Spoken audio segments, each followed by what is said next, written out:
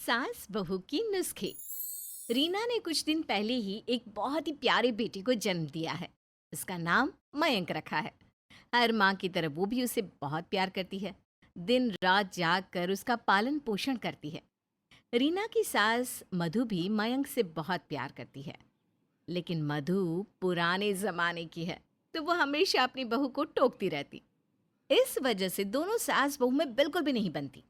अब देखना यह है कि इस सास बहू में ऐसे ही चलता रहेगा या फिर इस समस्या का कोई समाधान भी निकलेगा। एक दिन की बात है। मयंक को खांसी हो गई थी। बहू, मयंक को खांसी हो रही है, इसे थोड़ा सा शहद चटा दे। माँ जी, शहद से क्या होगा?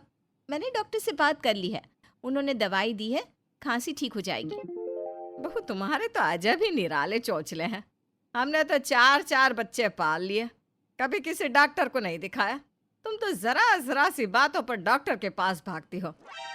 माँ, पहले का जमाना और था। अरे गोली मार जमाने को, मुझे दे मयंक को। मैं अभी इसे शहद चटा दूंगी, देखना जल्दी से आराम मिल जाएगा इसे। इसी तरह मधु हमेशा घरेलू नुस्खों पर और रीना हमेशा डॉक्टर पर विश्वास करती है। इस वजह से दोनों सास बहू में बहस होती ही रहती। एक दिन मधु मयंक को गोद में लेकर खिला रही थी कि तभी रीना हाथ में डायपर लेकर आ जाती है। माँ जी, लाइए, मैं इसे डायपर पहना देती हूँ, फिर आराम से खेलती रहना इसके साथ। बहू, तू हर समय बच्चे को डायपर क्यों पहनाती है? अच्छे चले हैं ये डायपर, हमने तो कभी अपने बच्चों को ये सब नहीं पहनाया। अरे हमारे जमाने में नहीं होता था ये सब। माँ जी, आपके जमाने में नहीं होता था, तभी तो आप नहीं पहनाती थी। अब तो सभी बच्चे ये पहनते हैं और इसे पहनाने से कई फायदे भी हैं। मुझे तो कोई फायदा नजर नहीं आता बहू।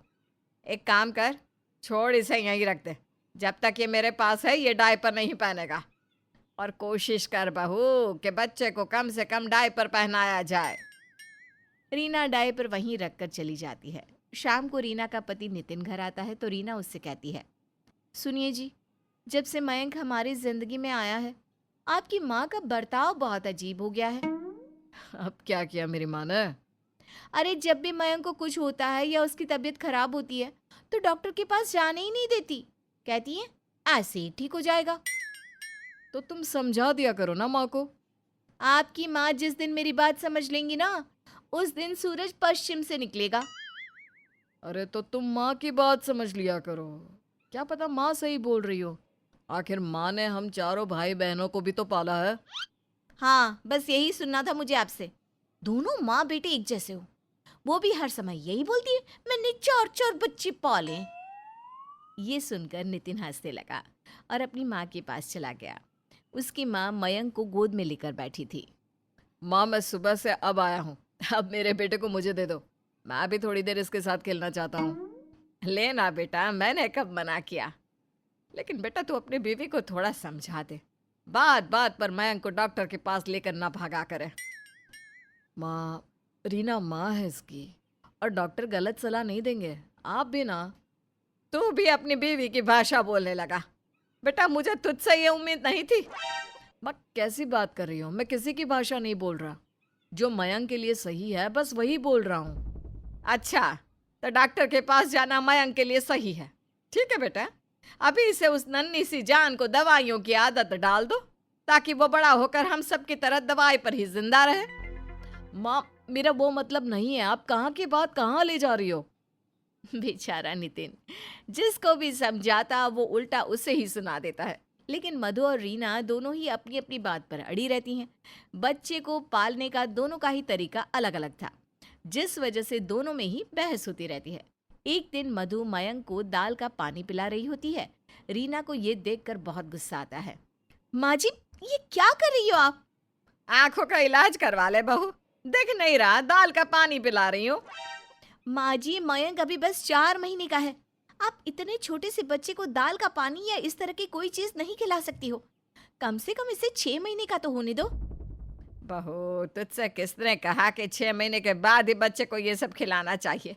मैंने तो अपने चारों बच्चों को 4 महीने की उम्र में ही खिलाना पिलाना शुरू कर दिया था, और देख ले, मेरे चारों बच्चे तंदुरुस्त हैं। लेकिन माँ जी, मैं नहीं चाहती कि मेरे बच्चे को आप अभी से कुछ खिलाओ, दो मुझे। अरे बहू, तेरा बच्चा मेरा भी कुछ लगता है। तू तो मेरे साथ ऐसा बर्ताव करती है जैसे मैं इसकी दुश्मन हूँ। अरे दादी हूँ मैं इसकी, समझी? इस तरह रीना और मधु में बहस होती है। नितिन ने दोनों को शांत करवाया। अगले दिन मयंक बहुत रो रहा था। सारे घर में उसके रोने की आवाज़ें गूंज रही थी। मयंक की आवाज़ सुनकर मधु अपने कमरे से बाहर निकली और कहने लगी, अरे बहू, क्या हुआ? मयंक क्यों रो रहा है? पता नहीं माँ जी, शायद इसे कहीं दर्द हो रहा है। क्या करूँ माँ जी? बहू, लग रहा है इसके गैस बन रही है। थोड़ी देर कंधे से लगा ले, गैस निकल जाएगी तो वो चुप हो जाएगा। रीना काफ़ी देर बच्चे को कंधे से लगाकर घूमती है, लेकिन बच्चा रोता रहता है। रीना फिर अपनी सास से कहती है, माँ जी वो तो चुप ही नहीं हो रहा, हमें डॉक्टर के पास जाना चाहिए। अरे रुक बहू, मैं इसे थोड़ी सी हींग चटा देती हूँ, उससे ठीक हो जाएगा। इसके बाद भी मयंक चुप नहीं हुआ, तो रीना ने गुस्से से अपनी सास से कहा, माँ जी आपको नहीं जाना मेरे साथ तो मत जाओ। पूरी रात हो गई मेरे बच्चे को रोते हुए। नितिन जी भी पता नहीं आज रात कहाँ रह गए। मैं अकेले ही अपने बच्चे को हॉस्पिटल लेकर जा रही हूँ। अरे बहू, तू तो थोड़ी देर में ही परेशान होने लग जाती है। थोड़ी देर रुक जा, आ जाएगा आराम। रीना अपनी सास की बात नहीं सुनती और मयंक को अकेले ही डॉक्टर के पास ले जाती है। अब अगले दिन मधु मयंक की मालिश कर रही है और मयंक जोर जोर से रोए जा रहा है। अपने बेटे को इस तरह रोता देखकर रीना कहने लगी, माँ जी ये क्या कर रही हैं आप? इतनी जोर जोर से मालिश कर रही हो, उसे दर्द हो रहा है, देखिए तो कितना रो रहा है मेरा बेटा। बहू, ऐसे मालिश करने से तेरा बेटा बहुत मजबूत हो जाएगा। लेकिन माँ जी आप अपना हाथ थोड़ा हल्का रखिए ना, ये इस तरह से रो रहा है तो मेरा तो दिल बैठा जा रहा है। मधु, मैंने 4 बच्चे पाले हैं, उनकी भी ऐसी ही मालिश करती थी मैं। तू तो छोटी छोटी बातों पर बेचैन हो जाती है।